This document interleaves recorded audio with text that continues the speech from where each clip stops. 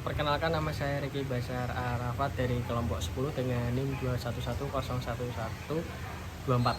Halo, saya Novi Molidia dengan NIM 21101011209.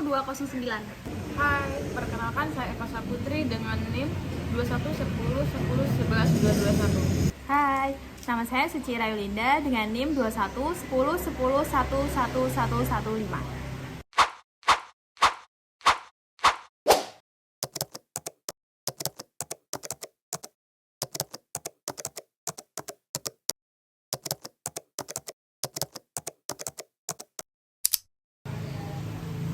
Guys, aku tuh lagi resah banget deh soal penyebaran hoax di sosial media.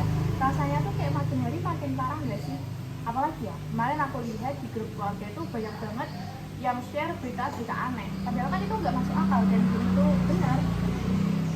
Iya sih, aku juga sering lihat. Jadi masalah hal ini bukan hal yang baru, tapi masyarakat tuh gampang lebih percaya tanpa lihat kebenarannya. Apalagi kalau narasi itu dibungkus dengan sesuatu yang menarik dan sensasional. Nah, itu hoax itu emang sering dibuat mereka viral. Dan juga orang yang bikin juga tahu kalau sensasional itu cepat menyebar sih. Dan masalahnya nggak semua orang nggak punya kemampuan melihat faktanya. Dan juga literasi digital itu masih rendah banget.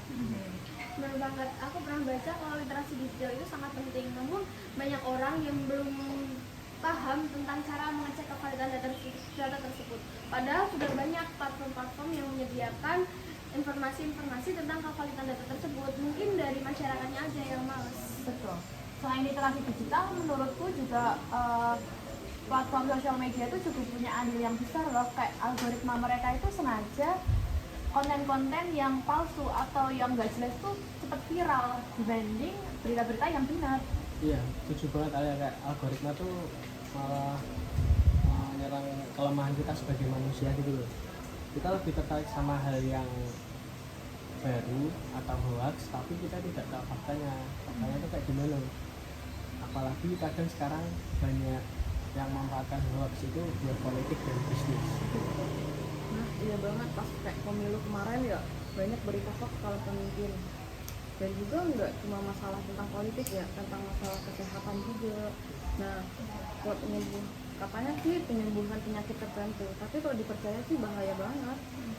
Benar banget, beberapa tahun yang lalu aku sudah pernah membaca berita tentang dampak vaksin yang menyebabkan beberapa orang itu takut untuk divaksin. Dampaknya itu nggak hanya menyerang pada individu aja, namun pada masyarakat secara luas. Itu justru menjadi masalah besar banget nggak sih? Betul.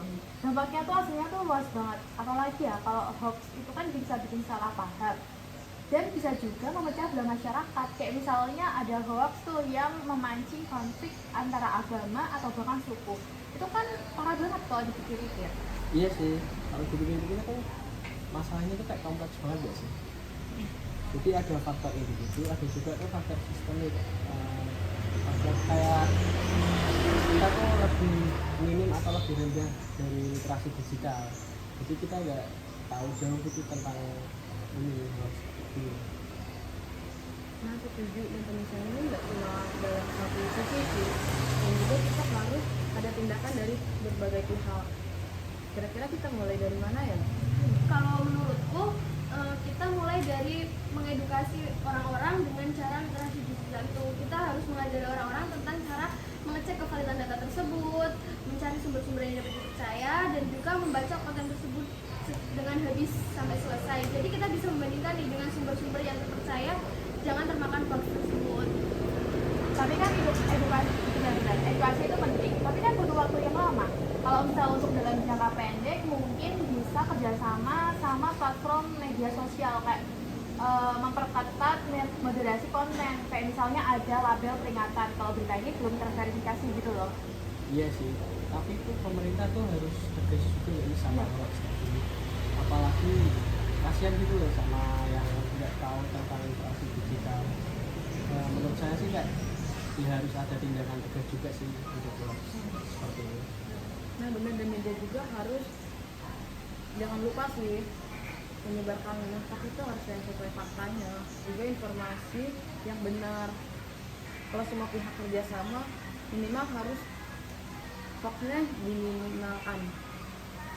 Jadi solusinya kombinasi ya. Mungkin yang pertama ada edukasi jangka panjang, regulasi jangka pendek, dan peran aktif dari platform media sosial. Tentunya kita bisa mulai dari diri kita sendiri dengan cara tidak share berita hoax yang belum kita cek kevalidan data tersebut. Benar, setuju banget. Kalau misalnya kita mulai dari hal-hal kecil, kan orang lain juga pasti bakal ikutan. Yuk kita mulai dari bagian solusi, bukan dari masalah. Yuk, mulai sekarang kita harus mengedukasikan di orang sekitar kita.